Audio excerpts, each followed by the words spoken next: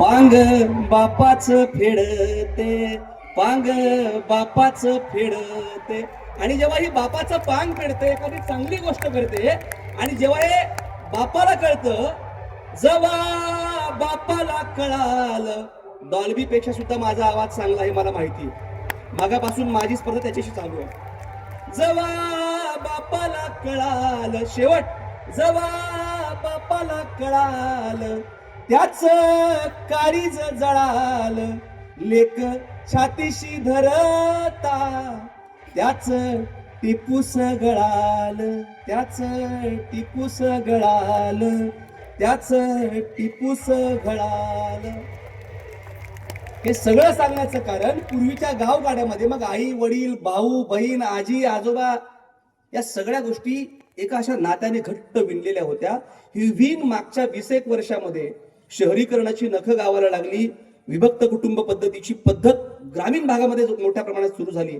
आणि याच्याही पेक्षा वाईट, शिक्षणानं मुलं शहाणी झाली का याच्या प्रश्नाचं उत्तर शोधताना मुलं शिकून थोरातसर जेव्हा शहराकडे गेली, महानगरात गेली, पुण्या मुंबईत गेली, आणि मग त्यांच्या स्वप्नांच्या फ्लॅटमध्ये त्यांची बायका पोर आहेत, पण त्या इंटेरियर डिझाईनला अडचण होती म्हणून की काय, आई वडील त्यांच्या फ्रेम मध्ये कुठंच नसतात, तेव्हा मग थोरल्याकडे बाबा आणि धाकट्याकडे आई आहे, थोरल्याकडे बाबा आणि धाकट्याकडे आई आहे, दोन घरांच्या छतांमध्ये फक्त एक होण्याची घाई आहे. असे सगळे संदर्भ अलीकडच्या काळात दिसतात.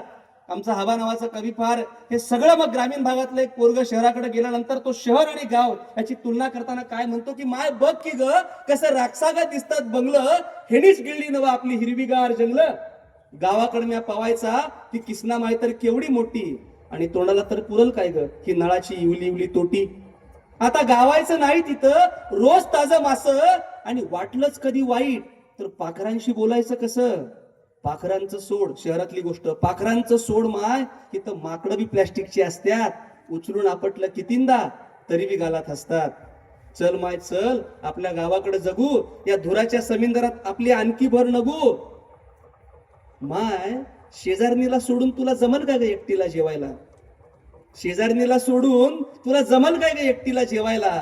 आणि आपल्याच्यानं काय व्हायचं नाही दिवसा आतनं कडी लावायला, आणि आपल्याच्यानं काय व्हायचं नाही दिवसा आतनं कडी लावायला. शहरातल्या अपार्टमेंट मध्ये जेव्हा दिवस रात्र आतनं कड्या असतात, ग्रामीण भागामध्ये दुर्दैवानं अलीकडच्या काळात दिवस रात्र आतून कड्या घालायचं प्रमाण वाढलंय. गावगाडा कुठे हरवत असेल तर इथं हरवलाय, कारण 90च्या जागतिकीकरणानंतर फक्त शहरातल्या घरांना थोरात सर काचा होत्या, शहरासारख्या काचा माझ्याही घराला असायला पाहिजेत हे जेव्हा गावातल्या घरांना वाटायला लागलं, तेव्हा गावात जुन्या शेणा मातीनं सारवलेल्या भिंतींनी कुठं जाऊन दाद मागायची, हा अलीकडच्या हरवलेल्या गावगाड्यातला सगळ्यात मोठा प्रश्न आहे.